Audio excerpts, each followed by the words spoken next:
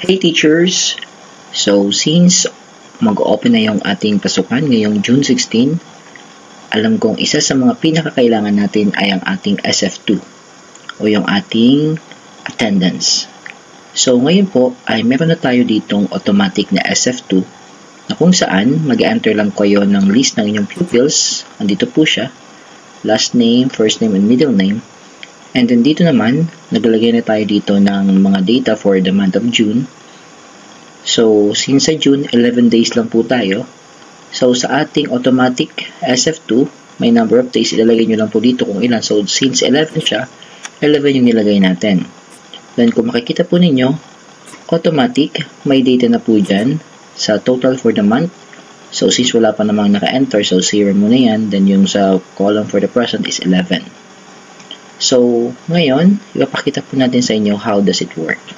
So, since nakita nyo na kanina yung names, then ngayon naman, kapakita ko po sa inyo yung automatic computation. So, for example, sa Monday, so since Monday, wala pa naman maybe absent, but then, for example, for the next week, si Ferdinand ay nag-absent, for example, nung June 23, Monday. So, of course, nagalagay tayo ng mark as X for absent. So, if you are going to see it, yan, nagbago po yung ating data. So, yung absent niya, isa na, present na lang niya is, for example, 10. Kung maubos niya hanggang sa last day of the month. For example, by Monday, the following week, absent na naman siya.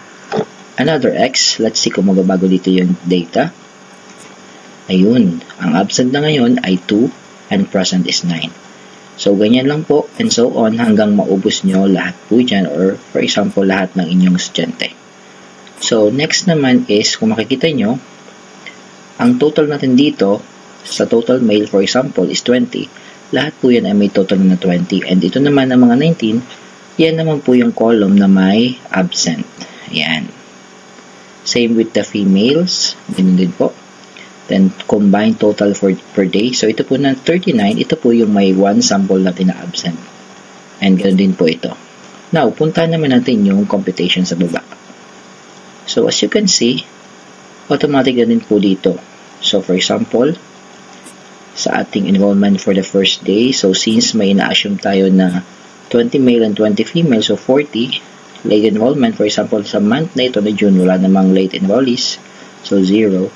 Then, registered learner as of the end of the month, for example, is at the end, 20 pa din, so yan, 24 male, 24 female. And then, percentage of enrollment, both of naman is 100. Average daily attendance, so yan. Ito po ay lahat automatic na. Once po kayo ay mag-enter ng data, ito po ay mag-a-adjust din. So, pakita ko po sa inyo dyan yung, for example, na automatic computation. Yan. Okay. So, ayan po. Anyway, if ever you want to have this copy, andyan po sa description yung soft copy. Ang gagawin nyo lang po, I hope hinanap nyo yung password na naka-flash or flash sa screen. Then, yun po ang ilagay nyo o i-input nyo as password para ma-open ang file for free. Or if you have questions, pwede nyo naman po akong i-message. So, ayan po. So, sana makatulong tayo sa ating mga kasamahan dyan. And if you have questions, feel free to comment. That's all for today po. Again, this is Automatic School Form 2.